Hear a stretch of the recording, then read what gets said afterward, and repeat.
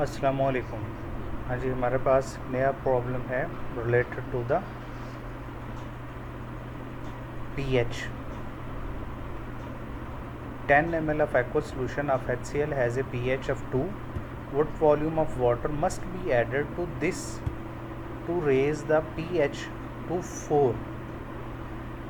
हम इसको अगर आसान लफ्ज़ों में समझाएं कि हमारे पास 10 ml सोल्यूशन दिया गया HCl का और उसकी pH 2 है, और उसी सोल्यूशन के अंदर हम कितना वाटर ऐड करेंगे कि उसका pH 4 हो जाए।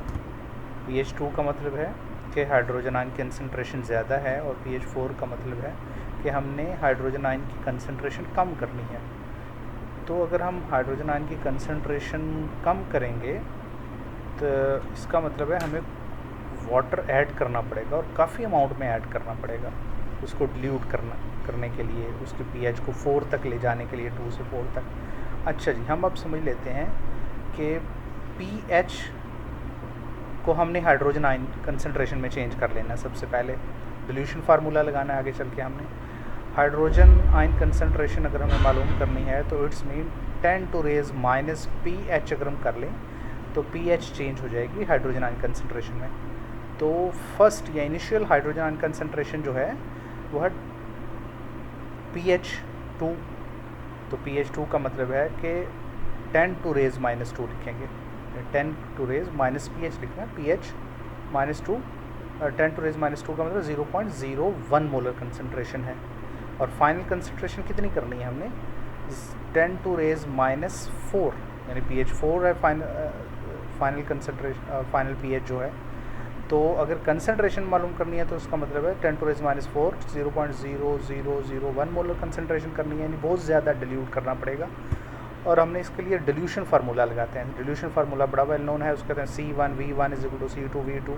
C1 और C2 it's mean concentration, initial concentration और फाइनल कंसंट्रेशन।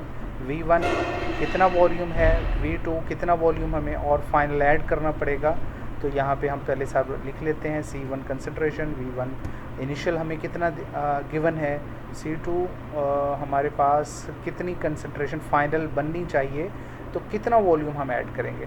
तो ये डिल्यूशन फार्मूले के अंदर ये सारी वैल्यूज पुट कर लें। C1 0.01 मोलर है, मल्टीप्लाई कर V1 के अंदर 10 है, और C2 जो है फाइनल कंसंट्रेशन 0.001 है, और V2 कितना वॉल्यूम हमें ऐड करना पड़ेगा, तो हमें वो V2 हमने मालूम करना है। तो अगर हम V2 निकालें तो दैट इज़ 1000 ml। क्या हम 1000 ml ऐड करेंगे? नो, 1000 ml ऐड नहीं करेंगे। टोटल वॉल्यूम 1000 ml होना चाहिए। तो एक वॉल्यूम V1 पहले ही था हमारे पास, तो टोटल वॉल्यूम हमारे पास 1000 ml आ गया।